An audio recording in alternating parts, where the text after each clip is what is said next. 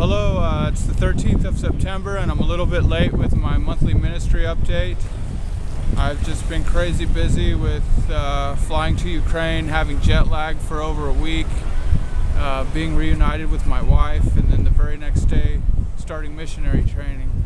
So we've been going full bore every day of the weekdays in missionary training and with lots of homework, and it's been a tremendous blessing. And I'm learning lots of cool information regarding missiology and God's redemptive plan for mankind. So it's been really exciting, and it's just really feeding me, and I feel preparing my soul for the mission here in Odessa. Anyways, one of the things I'm learning in the course is that I've been blessed to be a blessing to others, just as Abraham was. God doesn't bless us just for the sake of receiving blessing, but He says, freely you have received, now freely give. So I would like to give you some of the information that I've gotten on missions, because I really feel a burden to raise an awareness for missions.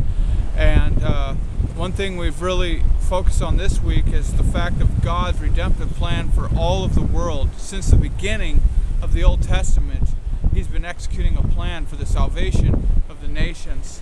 And so in doing this, God really strategizes. He strategized in specifically how He redeemed Israel, how He brought them out of Egypt, and in the land, in the position that land was for the gospel to go forth eventually, in the time that it did, in the culture that it did, with the Greek language that it did. And then He raised up Paul, who was a Jew and a Gentile, and he was, had his Pharisaical knowledge and connections, and his understanding of the scriptures, and he was specifically geared for the specific work God called him to. And I just think it's amazing how I see God strategizing, and how I see God strategizing in my life and preparing me, equipping me, gearing me in my personal makeup for a very specific assignment. And He's doing the same for you as well. I want to encourage you to check out this website, kairos.org. That's KAIROS.org. It's a concise version of the Perspectives book, if you've ever gone through that or heard of that. And I just think you do well to take a look at it. Let me read you some of the information I got recently in class. 33% of the world does not have a gospel preaching church in their culture. In the 1040 window, which you may be familiar with, 59% of the world's there's 59% of the world's population. Only 1.25% of mission funds go there. Now in the 4070 window, directly above the 1040 window, which is where I am, there is no revival reports coming from there. There are revival reports from every part of the world except for in the 4070 window.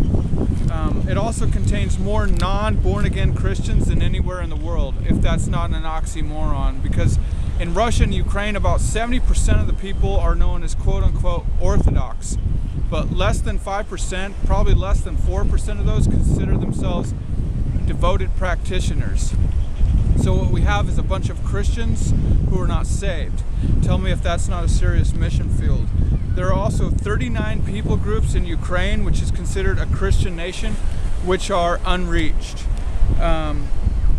So if you add up the amount of self-proclaimed atheists, the people that believe in God but don't go to church, and the religious who don't actually practice, we have 80 to 95% of the population. Less than 2% of the population here is Protestant.